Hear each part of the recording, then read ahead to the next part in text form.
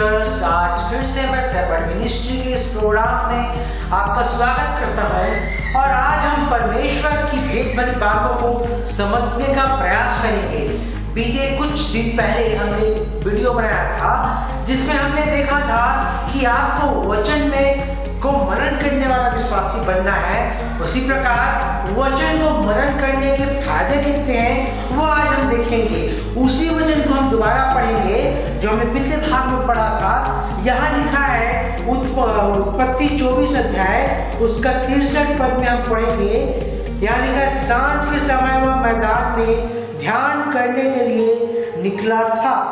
ध्यान करने के लिए निकला था।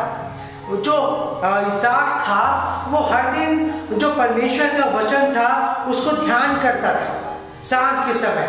तो जैसे कि परमेश्वर ने अब्राहम से वादा किया था कि मैं तेरे वंशजों को तारों के समान बढ़ाऊंगा, अनगिनत करूंगा, मगर 20 साल हो गया था, इसहाक का बेटा नहीं हो रहा था, उसका बच्चा नहीं हो रहा था। तो उसके मन में, उसके साथ परिवार के मन में ख्याल आना चाहिए था कि अब दूसरी शादी कर लेता हूँ। इसहाक के मन में ख्याल आता होगा कि दूसरी शादी कर लेता हूँ, मगर नहीं, इसहाक के मन में ऐसा कुछ भी ख्याल नहीं आया, क्योंकि वो परमेश्वर के वचन पे मनन करने वाला व्यक्ति था।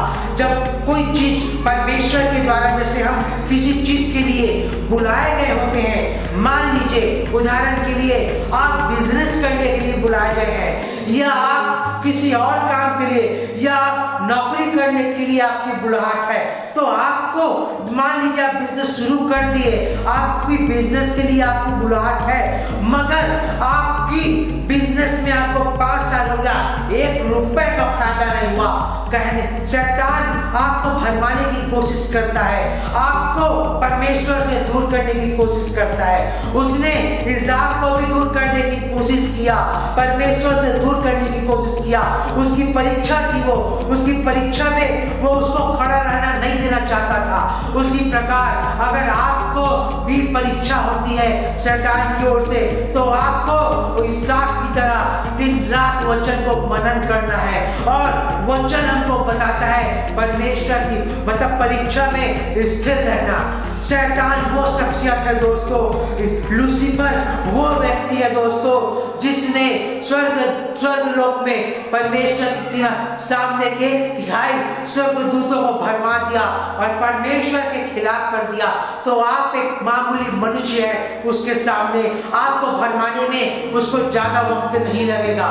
तो अपने आप को संभालिए, अपने आप को परीक्षा में पढ़ने से रोकिए और अपने आप को परीक्षा में वचन को पढ़कर स्थिर रहना सीखिए। जब आप वचन को दिन रात मनन करेंगे, जैसा इसहाक हर दिन संध्या को वचन को मनन करता था, उसी प्रकार अगर आप भी वचन को मनन करने वाले बन जाएंगे तो शैतान को आपको भरमा नहीं पाएगा। शैतान की कोई ताकत आपको परीक्षा में फेल होने से नहीं रोक पाएगी।